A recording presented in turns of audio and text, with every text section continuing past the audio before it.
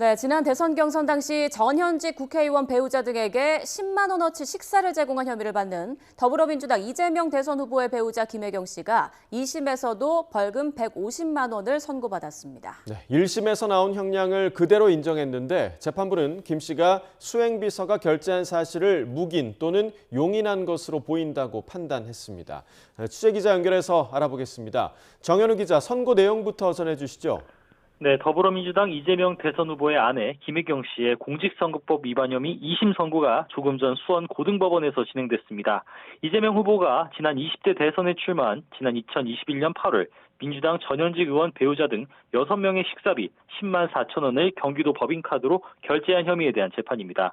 오늘 2심 재판부는 김 씨에게 벌금 150만 원을 선고했습니다. 1심에서 나왔던 형량을 그대로 인정하면서 김 씨 측과 검찰의 양형부당 주장을 모두 받아들이지 않았습니다. 재판부는 우선 수행비서인 배모 씨가 당시 김 씨와 아무런 의사 결합 없이 식사비를 단독으로 결제한 거라고 보긴 어렵고 김 씨도 결제를 알고서 묵인 또는 용인한 것으로 보인다고 판단했습니다. 또 범행의 경위나 수단, 방법 등에 비추어 보면 죄책이 가볍지 않은 점, 피고인이 사건 범행을 부인하며 책임을 전가하는 모습을 보이고 있는 점과 기부 행위에 제공된 금품이나 이익이 경미하고 직접적으로 선거에 영향이 있었다고 보이지 않는 점 등에 근거한 원심의 판단이 합리적 기준을 벗어난 것으로 보이지 않는다고 밝혔습니다. 재판부는 유죄를 선고했는데 법정에 앉아있던 김혜경 씨는 큰 표정 변화 없이 법원에서 빠져나왔습니다.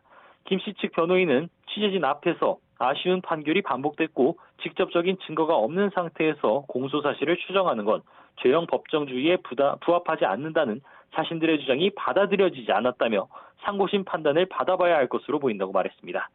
공직선거법을 어겨서 100만 원 이상의 벌금형이 확정되면 선거권이 박탈돼서 선거운동을 할 수 없게 됩니다. 다만 오늘 2심 선고가 확정되지 않고 대법원에 가도 다음 달 3일인 조기 대선 전까지 대법원의 판단이 내려지긴 사실상 불가능해서 김혜경 씨의 선거운동엔 큰 지장이 없을 전망입니다. 지금까지 사회부에서 YTN 정현우입니다.